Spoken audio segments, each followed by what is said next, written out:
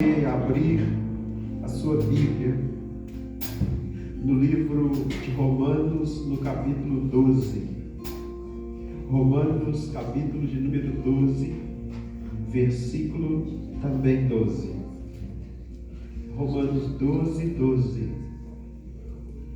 Diz assim: regozijai-vos na esperança, sede pacientes na tribulação, na oração perseverantes. Amém? Amém. Regozije na esperança.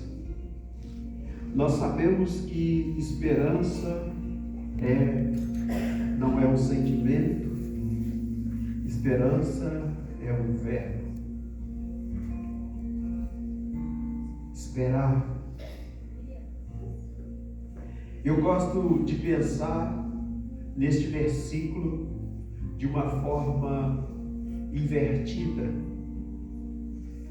porque eu quero compartilhar com vocês neste tema. Muito obrigado.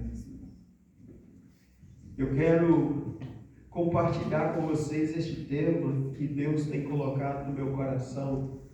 Eu tenho chamado as cargas de Deus de uma voz que não quer calar.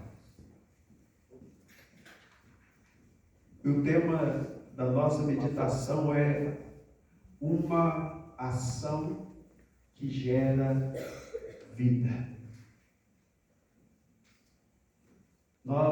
Você sabe,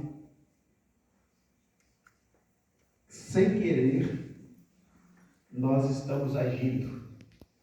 Agir, você sempre está agindo.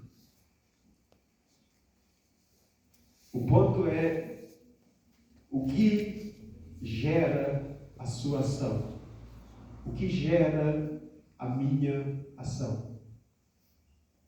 Quando nós passamos por este momento de pandemia, onde nos privaram, de algumas coisas,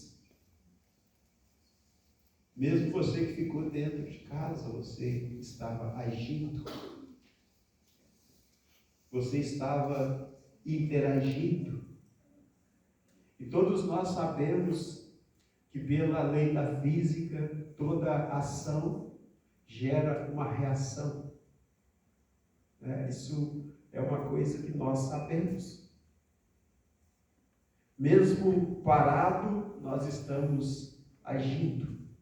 A ação de estar parado. Mas quando nós olhamos para este pequeno versículo, o que me chama a atenção é que o apóstolo Paulo, ele disse para nós nos alegrarmos, porque nós temos esperança, nós devemos permanecer alegres ou motivados. Mas o que gera a verdadeira motivação? O que gera a verdadeira esperança? Por isso que eu trouxe esse tema, tá? Eu gosto de criar os temas assim, aquele tema que gera uma pergunta na nossa cabeça. A gente gosta de dizer lá em Minas, aquele tema que pimenta o negócio. Aquele tema que mexe com a nossa inteligência. Então, de novo, eu te pergunto, como você pode ser, vamos usar esse termo para ação, como você pode ser um agente de vida? Como eu posso ser um agente de vida? Esta é uma pergunta que fica no meu coração. Isso é uma coisa que eu me pergunto todos os dias. Tem um filme que eu assisti, talvez você também assistiu, ele chama Um Sonho de Liberdade. Quem já assistiu esse filme? Eu não preciso, e eu não precisei de mais nada quando eu ouvi aquela frase: ocupar-se de viver ou ocupar-se de morrer.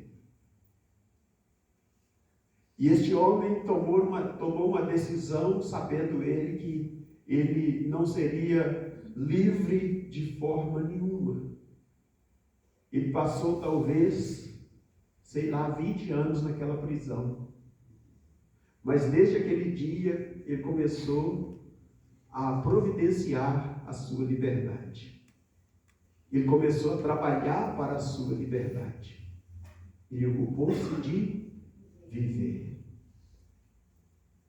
E essa mesma pergunta deveria ser uma pergunta que poderia ou deveria ficar queimando dentro dos nossos corações todo dia. Ocupemos-nos de viver. Diga assim para o seu irmão: ocupa-se de viver. Ocupa-se de viver. Está muito tímido, vocês estão querendo morrer com essa fala. Desse jeito, vocês estão ocupados de morrer. Diga para o seu irmão aí: ocupa-se em viver.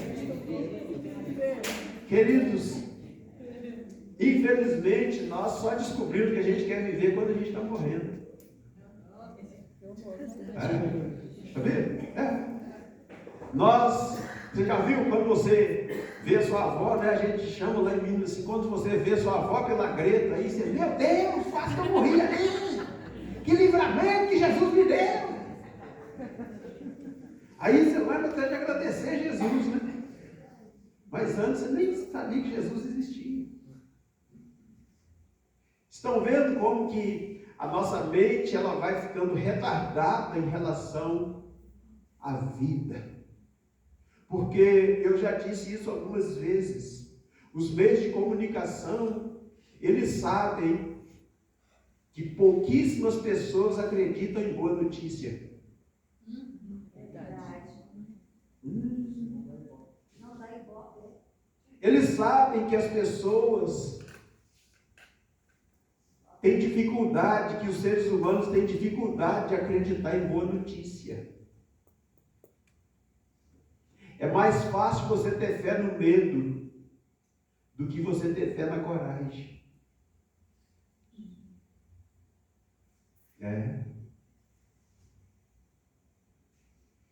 Então, lançar no ar as dúvidas dá para ganhar muito dinheiro.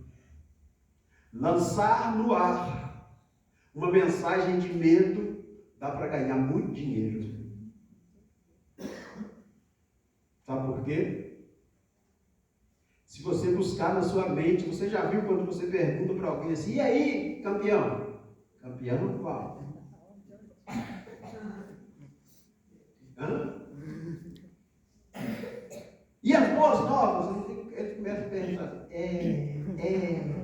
para pensar se existe, porque na mente dele, ele já parou de acreditar em coisas novas e boas. Quando eu me ajoelhei ali, eu estava orando, e eu profetizei sobre essa igreja. Profetizei que essa igreja vai ter sempre na conta finanças para pagar 3 meses antecipados de seus compromissos. Amém. Profetizei novos relacionamentos que vão gerar vida, que vão gerar outras vidas e que vão gerar outras vidas. Profetizei que famílias serão restauradas, casamentos. Profetizei sobre aqueles que é mais ou menos da minha idade, os idosos. Eu só estou com essa cara de 19 anos, irmão, mas eu tenho um cara de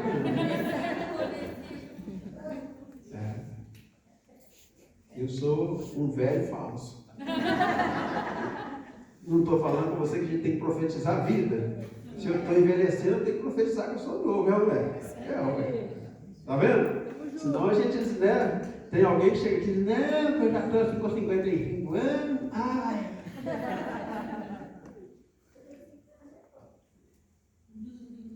Por quê, irmãos? Porque, na verdade, a Bíblia nos fala sobre uma renovação mental. A Bíblia nos fala para nós vivermos em novidade de vida. E isso está ligado à nossa saúde. Caleb tinha 40 anos e ele disse isso para Josué. Agora eu tenho 80, eu estou pronto. Tão pronto quando eu recebi a promessa para entrar e sair, para continuar fazendo o que eu fazia antes. Veja, isso é uma ação de vida. Mas o que eu quero te dizer, com tudo isso, e eu continuo profetizando novos relacionamentos sobre essa igreja, um novo tempo sobre essa igreja. E a minha esposa, né, a gente é uma só carne, né, a gente tem uma aliança mesmo. O Espírito que estava comigo pulou nela, ela falou de brotos aqui, né? É verdade. É. Ela disse o que eu orei ali. Por que eu orei? Porque eu acredito nisso. Tem uma frase que eu digo que é: o que você quer que mude? O que você tem feito para mudar? O que você quer que nasça? O que você tem feito para nascer? Quando você quer ter um filho, você vai para o serviço, né? Então, é do mesmo jeito. Então, queridos e amados,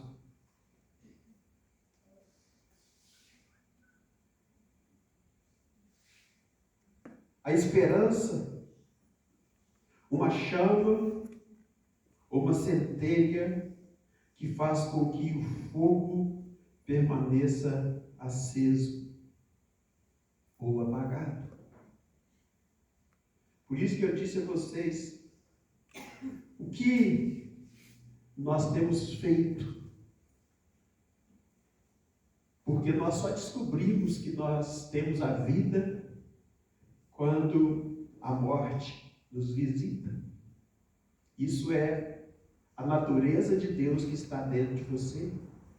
Mas a natureza de Deus, ela pode ficar sucumbida, suprimida dentro de você. Os pensamentos de Deus que estão dentro de você, eles podem ficar suprimidos a partir de coisas que nós fomos ouvindo ao longo do tempo e acreditando. Né? Se uma pessoa que nasceu escrava, uma criança de 5 anos lidera ela, porque ela tem a mentalidade de escravo. E assim por diante, em qualquer circunstância.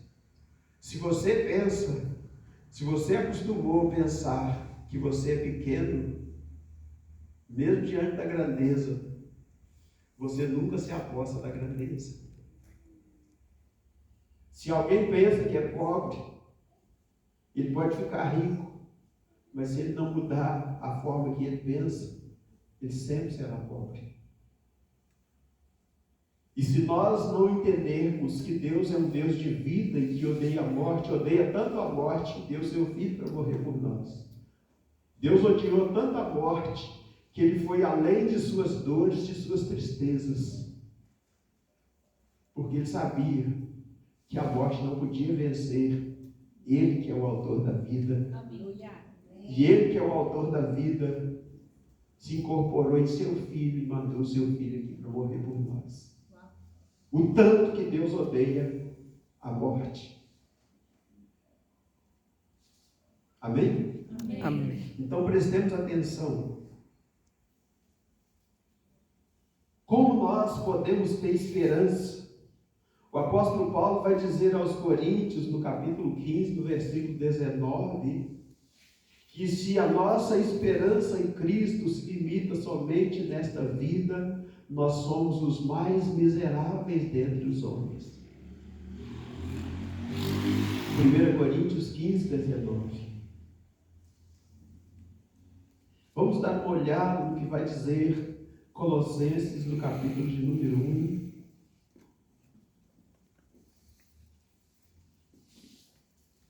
Então, queridos, é necessário nós tomarmos uma decisão. Eu preciso tomar e eu tenho guerreado para tomar uma decisão todos os dias, para que as minhas ações, elas sejam ações que geram vida. Diz assim Colossenses 1:23. Colossenses 1:23 disse: se é que permaneceis na fé, alicerçados e firmes, não vos deixando afastar da esperança das boas novas, porque você sabe que a palavra evangelho significa boas novas. Das boas novas que ouvistes e que foi pregado a toda criatura debaixo do céu, e do qual eu, Paulo, me tornei ministro. E as boas novas, eu repito, é que Deus odiou tanto a morte, que venceu a sua tristeza, a sua dor, de ver o seu filho sofrer, para morrer por nós e nos dar vida. Então eu quero deixar bem claro, propositalmente, que isso é um fato. Deus odiou tanto a morte e odeia tanto a morte. Nós também deveríamos ser assim.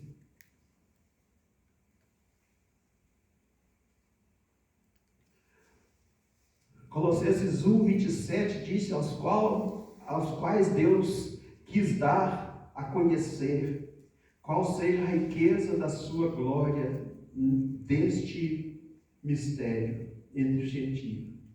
Isto é, Cristo em vós, a esperança. Aleluia. Amém. Amém. Bom demais. Cristo em vós, a esperança da glória. E que glória é esta? A maior glória que eu acredito que Deus deseja em nós é que nós possamos transbordar a vida dele. As pessoas que nos encontrem. Tem pessoas que têm sensibilidade, tem pessoas que não têm muita. Uma vez um homem incrédulo, pai de um rapaz da igreja, eles estavam fazendo um serviço ali para nós na igreja, e no final da tarde eu os convidei para entrarmos lá na nossa sala e tomar um café. E ele entrou lá, tomou um café com a gente, conversamos um pouco, e eles foram embora. Este rapaz que era da igreja depois disse: meu pai, pastor, falou que não por causa de mim, mas deveria ser assim com a gente. Ele disse: meu pai falou, pastor, que quando ele entrou aqui na sala com o senhor, tomou café, sentiu tanta paz. Eu falei: ô Jesus, será que o senhor estava aqui só aquele dia? O senhor podia fazer isso sempre. Mas aquele dia, com certeza, porque Jesus o ama, ele não ia na igreja, não frequentava uma igreja. Eu acho que Jesus quis dar a ele uma experiência. E toda a experiência que Deus te dá, Ele está buscando demonstrar o amor dele por você. Então, queridos e amados, a esperança nós sabemos que é um antídoto ou um derivado de vida.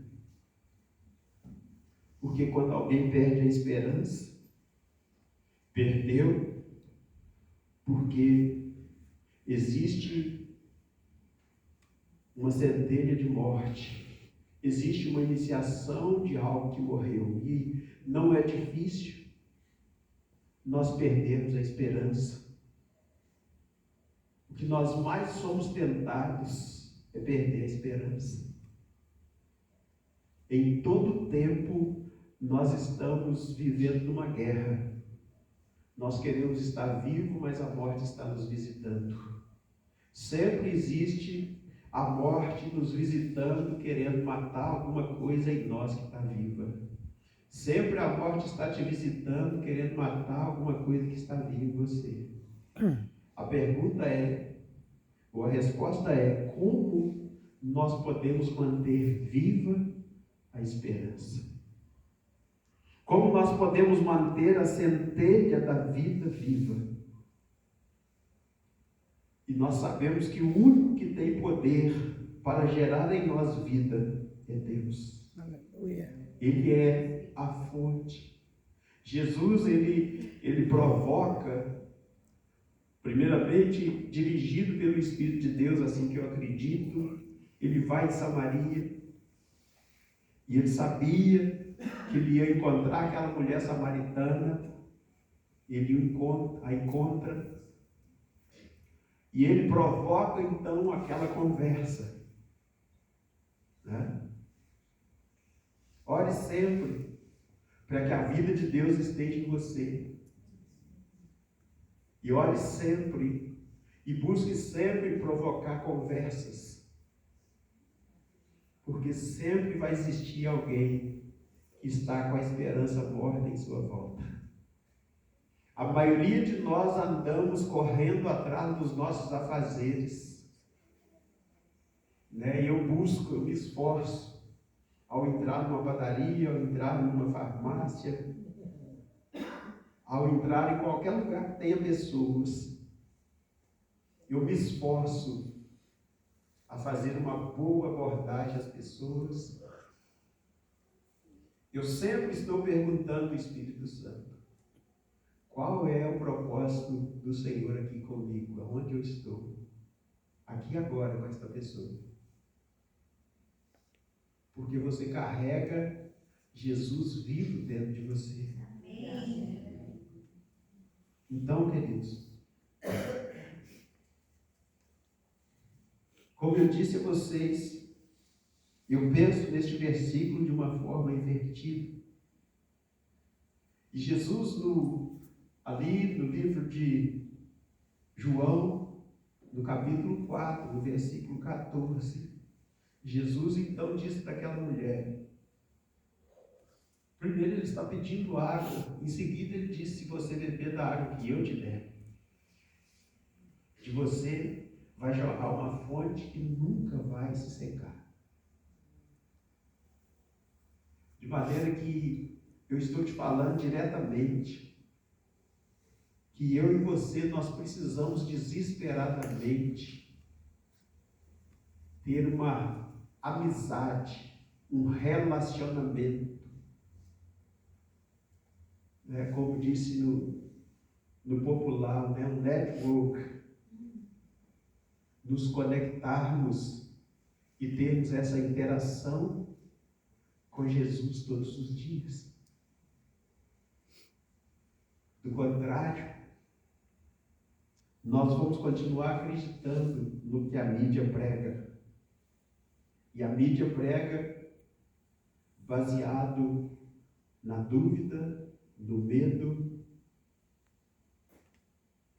porque, como eu já disse a vocês, eles descobriram que nós temos mais facilidade de acreditar na dúvida do que na certeza. Eles descobriram que nós temos mais facilidade de acreditar no medo do que na coragem. Eles descobriram que nós temos mais facilidade de acreditar na morte, não na vida. Nós nos tornamos refém, uma massa de manobra. Você não vai para a frente do jornal porque você quer se tornar intelectual, você quer saber alguma coisa. Você quer saber alguma coisa, compra bons livros para você ler. Eu já vi pessoas dizendo, não, eu assisto o jornal porque eu tenho que ficar informado. Informado de quê? Mais cheio de dúvida, mais cheio de medo? Não é verdade isso. E é claro, né? Eles dão uma excelente mascarada nos telejornais, né? Criam um cenário, colocam uma pessoa eloquente, influente, para falar ali, para trabalhar bem as palavras. Isso aí, eu que venho da arte, uma forma de prender a sua atenção. Os pontos, os contrapontos, os efeitos, os contra-efeitos, e faz descer goela abaixo de nós as piores notícias que em tese nós não gostaríamos de ouvir, mas nós as ouvimos porque elas são muito bem construídas para fazer com que chegue até nós. Então é necessário que nós repensemos. Eu sou extremamente seletivo. Se você perguntar, você assiste televisão? Pastor, assisto alguma coisa. Mas eu sou muito seletivo. Eu assisto esporte, gosto de natureza. Mas se você falar, você vai assistir um telejornal, vírgula, ponto de interrogação. Por quê, irmãos? Porque eu sempre digo que o nosso ouvido ouve, vai criar em nós uma crença. O que os nossos olhos veem, podem criar em nós uma ilusão. E os movimentos que se criam diante de nós, para que nós possamos ver, são movimentos também muito bem trabalhados,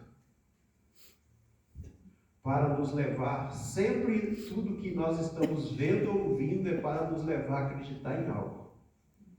Tudo que você está vendo ou ouvindo é para te levar a acreditar em algo. Porque a partir do que você acredita, é isso que vai te levar às ações. E as ações, é como eu te disse, elas geram vida ou elas geram morte. Gálatas capítulo 6, versículo 7, vai declarar que tudo que o homem semear, isso também vai ser o que ele vai colher.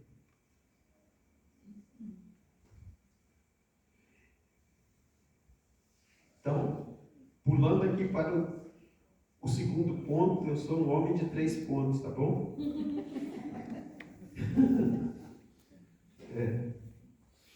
Já existe algum tempo,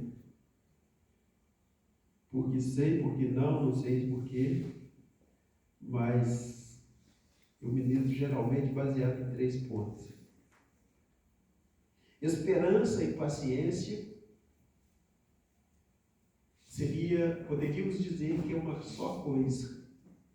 Mas quando nós vamos olhar para outra parte do trecho que nós lemos, por exemplo, a Bíblia vai dizer que em Romanos capítulo 4, versículo 18, que Abraão creu contra a esperança.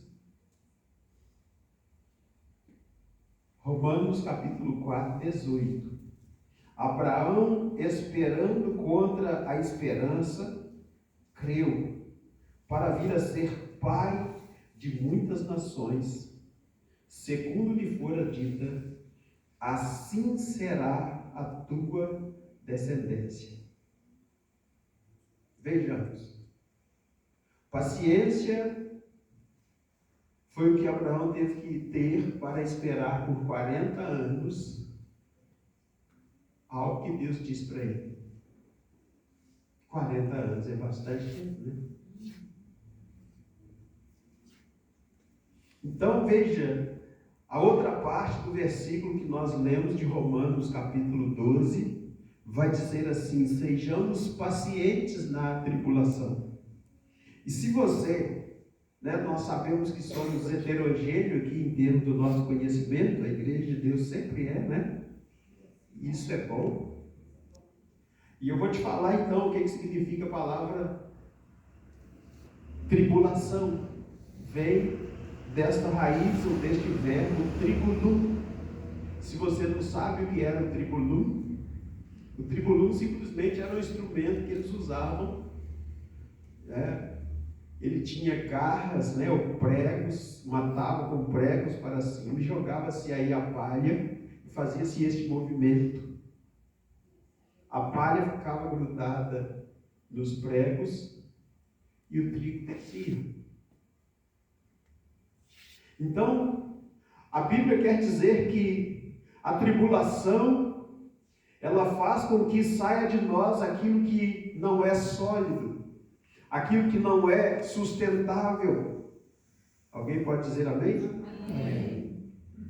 Aquilo que não é sustentável, aquilo que não é sólido, aquilo que não tem sustentabilidade, aquilo que não tem durabilidade. E a maioria de nós temos problema, né, com essa palavra paciência. Porque você começa a ser tribulado a partir de... Hoje a gente foi almoçar e nós chegamos, né? E tinha uma boa fila. Ainda bem que a gente, eu acho que não estava com muita fome, né? Senão a gente não ia passar pela tribulação.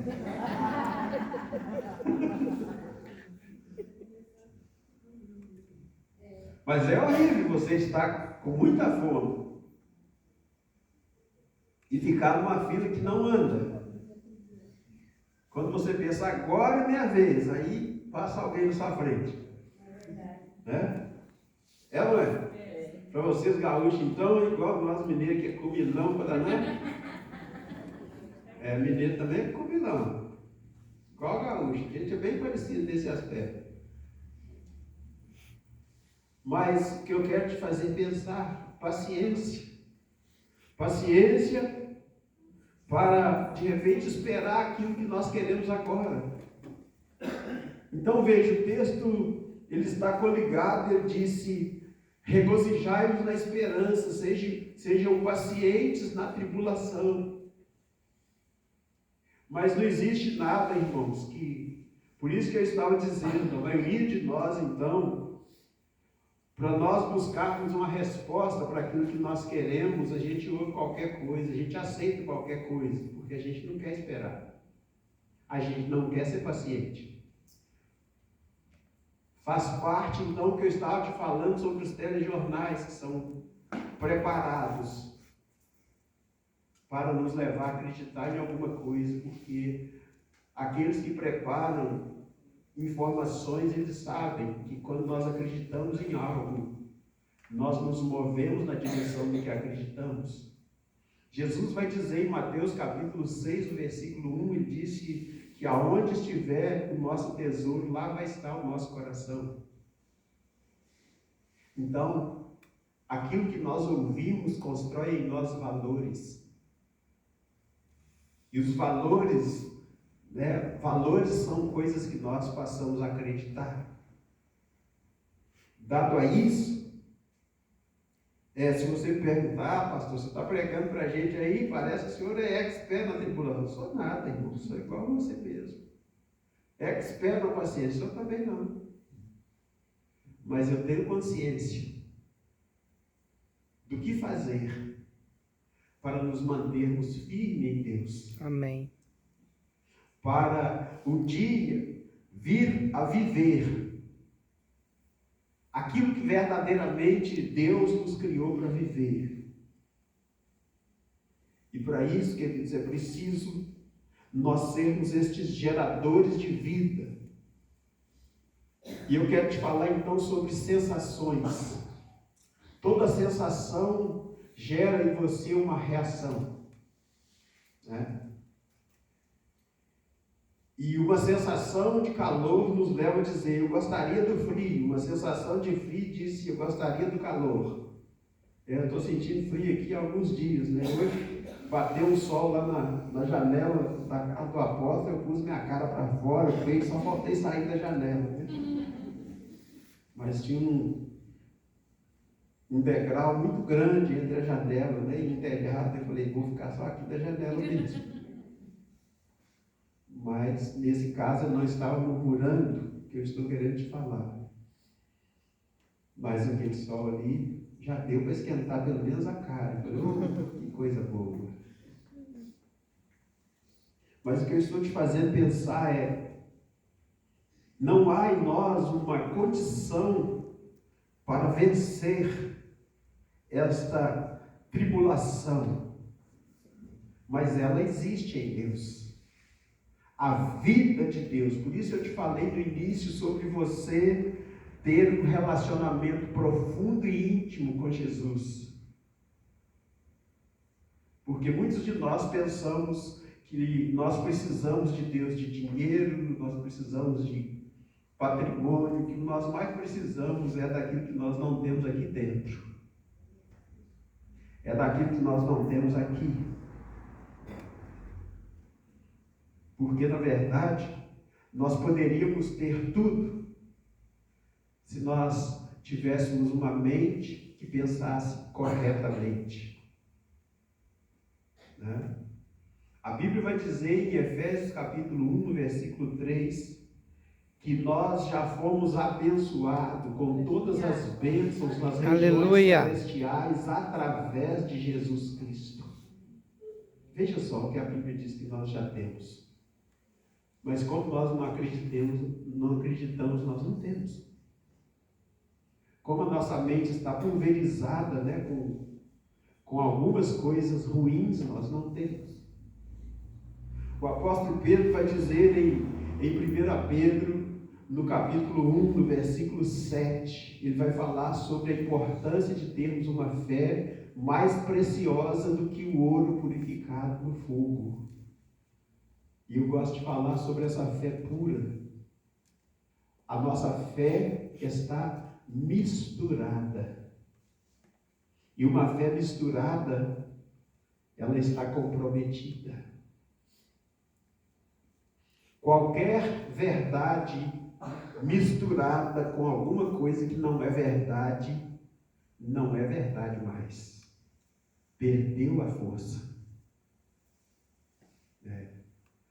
Não sei se você, por exemplo, entende do processo de construção. Dependendo de uma estrutura que você vai construir. Por exemplo, se for uma estrutura que vai realmente suportar uma grande carga. Ao você elaborar um concreto, por exemplo, até o quanto este concreto vai ser mexido ou misturado afeta. Em outras palavras, se você vai fazer uma massa para reboco, quanto mais você movimenta essa massa, menos resistência ela vai ter. Se essa massa ou esse concreto ele for para resistir uma grande carga, todas as vezes em que você removimentar, você deveria adicionar nele mais cimento. Sabia? Bom, claro que eu estou te deixando uma informação, mas não é o ponto aonde eu quero chegar. Mas é assim. A areia não tem poder de sustentar. Por isso que Jesus disse em Mateus capítulo 7, 24, que nós seríamos considerados como homens prudentes se nós ouvíssemos as suas palavras e as praticasse. Nós seríamos como um homem que construiu uma casa sobre a rocha. Mas existem dois tipos de rocha. Uma que é sólida e outra que é móvel. A areia é rocha também. Mas não é sólida. O cimento a torna uma pedra. E agora, quando nós vamos falar sobre a fé, veja que a Bíblia, o que Jesus estava falando? Ele estava dizendo que as palavras dele, ela tinham poder de vida, que automaticamente ela tem sustentabilidade, baseado em Pedro capítulo 1, verso 7. A Bíblia vai dizer sobre essa fé mais preciosa do que o ouro purificado no fogo. Então vamos pensar na equação de um concreto. Todas as vezes em que este concreto você está usando, ele está exposto ao sol e ele começa então a endurecer e você tem que movimentar esse concreto, adiciona água, deve se adicionar também cimento, porque o cimento é pedra sólida, o que significa que você não vai perder o poder da sua estrutura. E quando nós falamos sobre a fé é igual a isso. Todas as vezes em que você quiser ganhar poder para vencer dificuldades, você precisa voltar-se mais para Deus. Você precisa adicionar mais Deus, mais Jesus na sua vida, amém? Adicione mais Deus. Eu gosto do que vai dizer o Salmo 18, verso 30, que diz que o caminho de Deus é perfeito e a palavra dele essa palavra aí é pedra, dunamis, bomba, poder. Então, irmãos, muitas vezes nós estamos passando por momentos difíceis e nós o passamos porque o pecado tornou a nossa fé uma fé misturada. Desde que Adão pecou, ele afetou a nossa natureza, a nossa capacidade de crer verdadeira ou corretamente.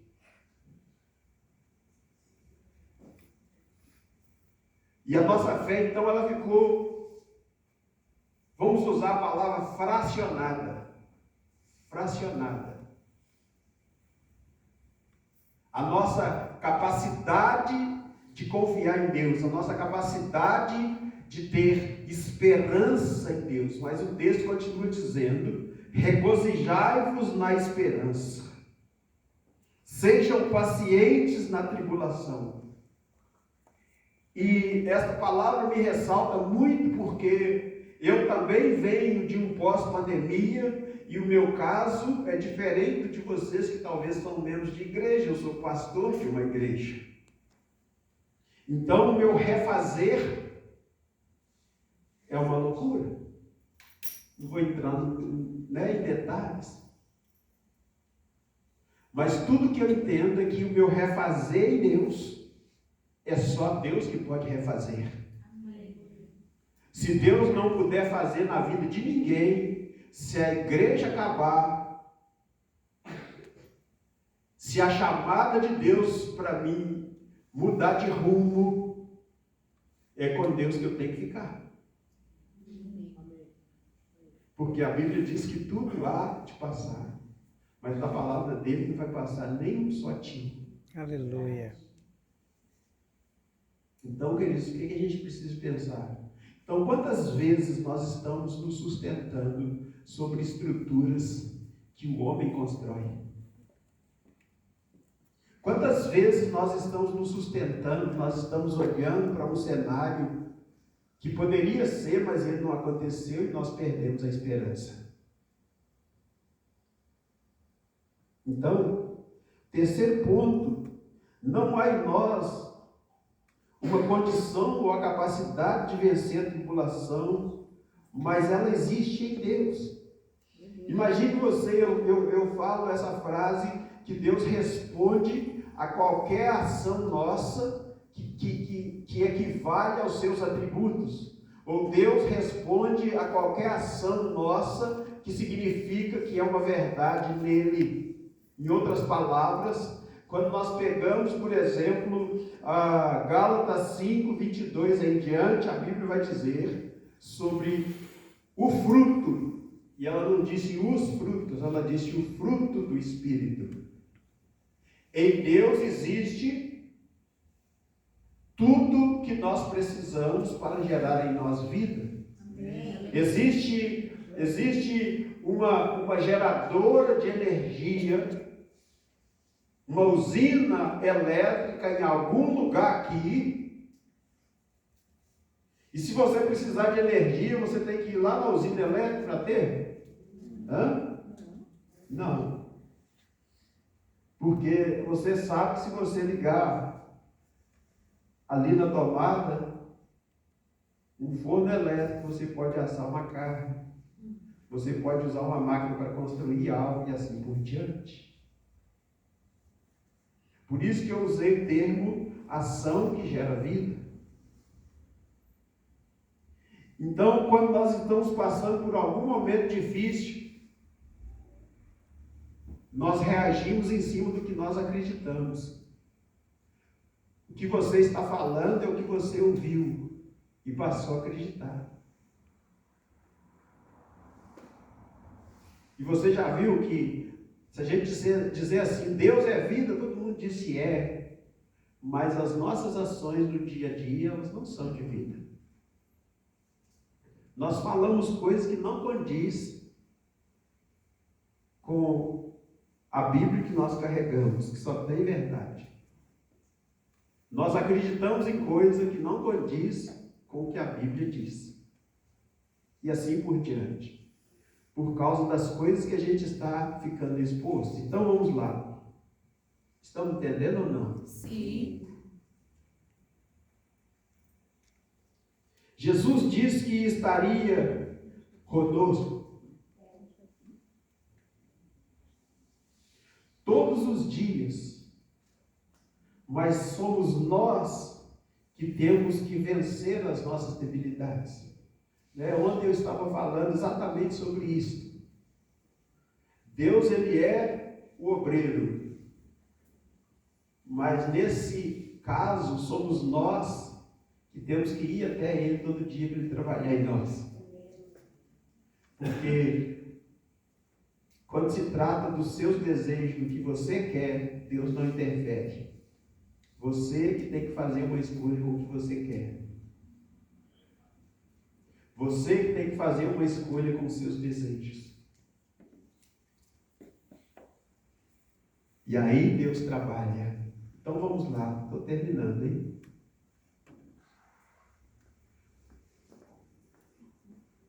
Então vencer as nossas debilidades é termos a ação de purificar o que nós acreditamos. Vencer as nossas debilidades é termos a ação de purificar a nossa fé. Então, como nós poderíamos, então, edificar a nossa fé? No início eu te disse que as ações, elas podem ser para a vida ou elas podem ser para a morte.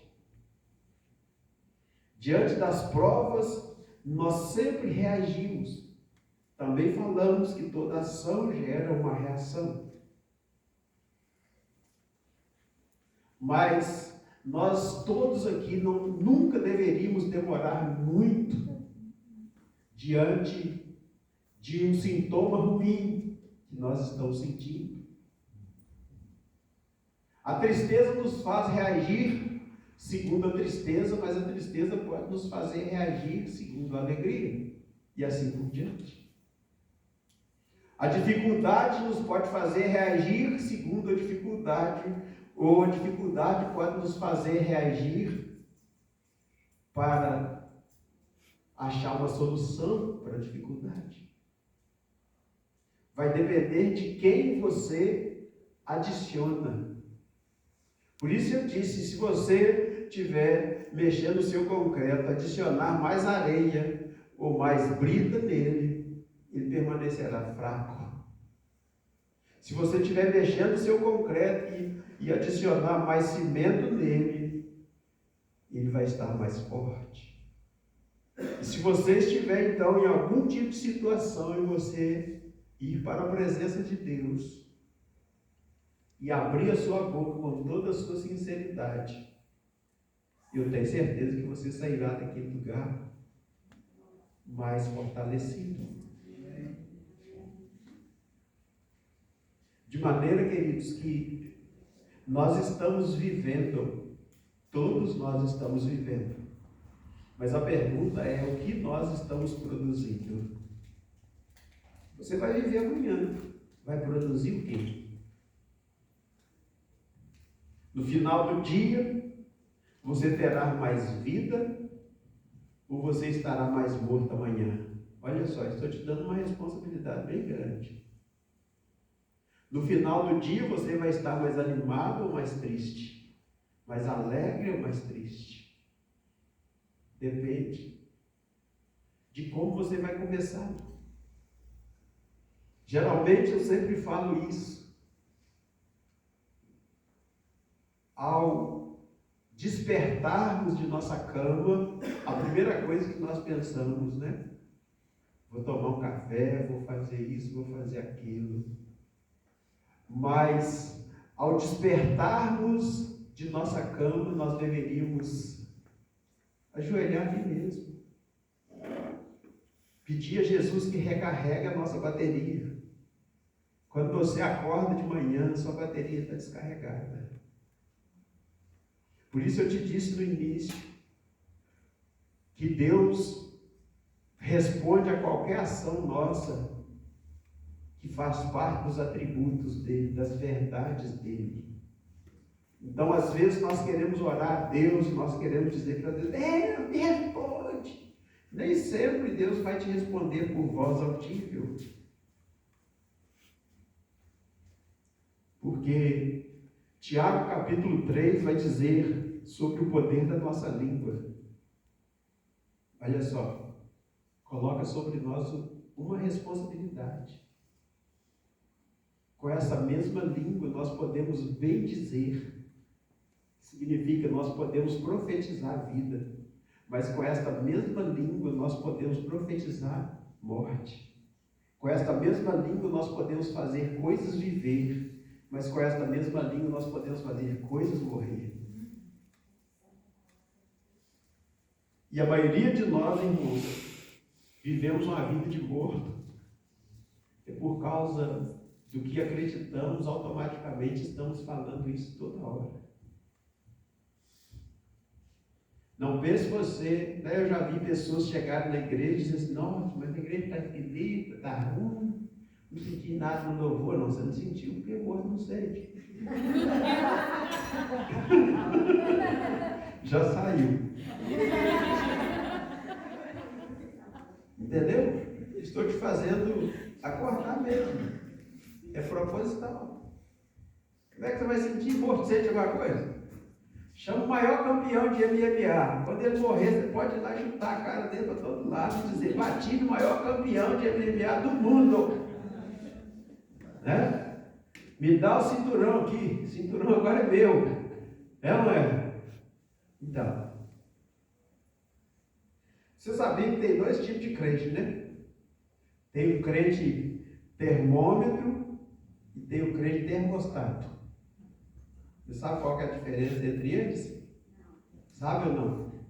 O termômetro, hoje, por exemplo, eu fui olhar, né? Clima-tempo. Clima em Novo Hamburgo, 14 graus. Isso aí é só termômetro, não tem poder de mudar. Eu sei que está 14 graus e vai ficar assim, minha mão está gelada e vai continuar gelada. Mas eu queria ter o termostato. Porque o termostato, ao ver que está gelado, ele faz aquecer. Então, todos nós deveríamos ser um crente termostato. A gente chega e muda o ambiente. Está frio? Vai esquentando. Chega uma hora que todo mundo quer abrir as portas. Rapaz, o negócio está um fogão aqui. Por isso que eu estou te falando.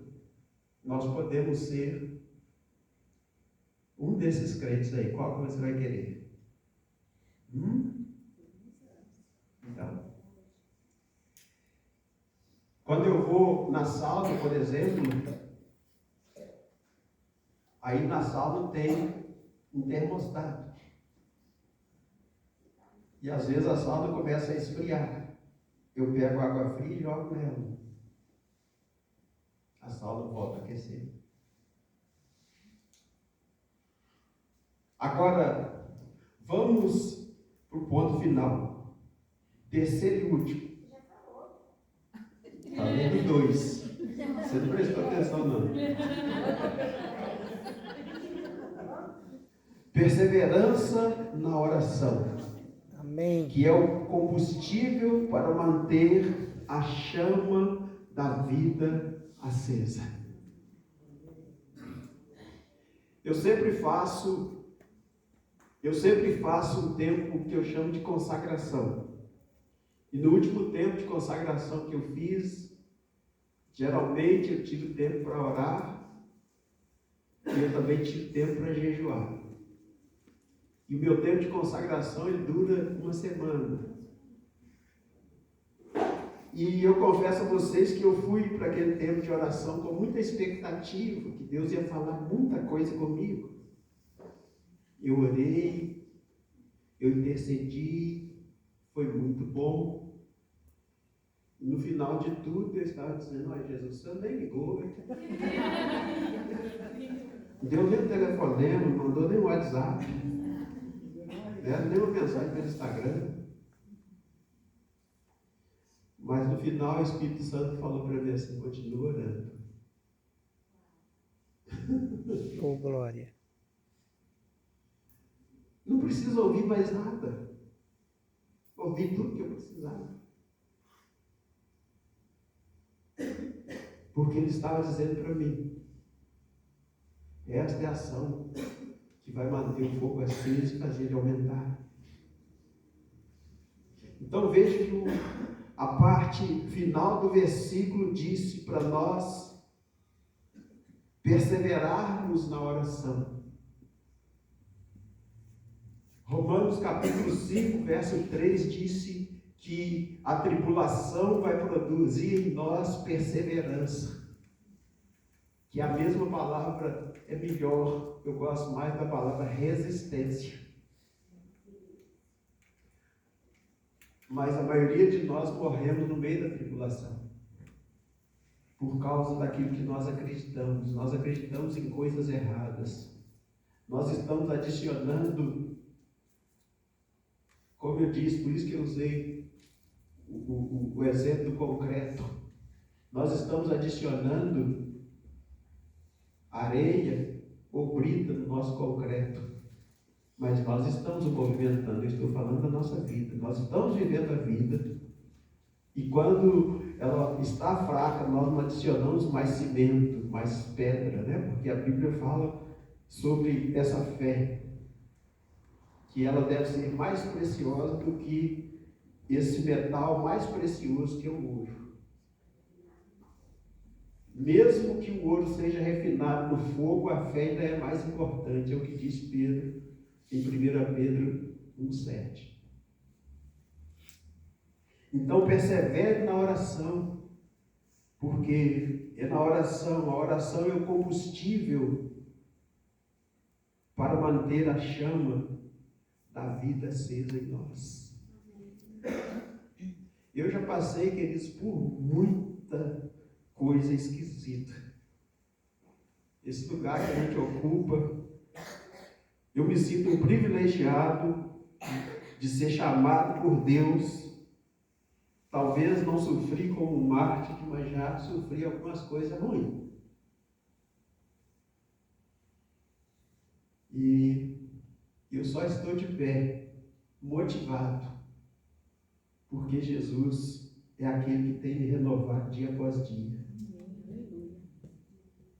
Tempo, deixa eu te deixar isso aqui, uma pitada de pimenta. Tempo e resultado.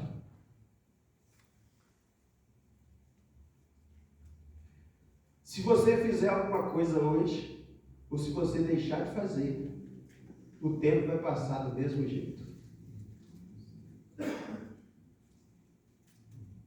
Mas se você fizer alguma coisa, e é claro que eu estou te falando em prol de ser um crente termostato, um dia você vai olhar para a sua mão e você vai ver o fruto do que você está fazendo. Então, a maioria de nós como crentes nós vivemos assim. Deixa que o pastor faça por nós. Mas, na verdade, queridos, nós somos uma comunidade. E a palavra comunidade significa que nós comungamos de uma só fé e que nós somos responsáveis para produzir juntos. Diga assim, nós comungamos nós comungamos de uma só fé, de uma só fé e nós somos responsáveis e nós somos por responsáveis produzir por produzir juntos. juntos.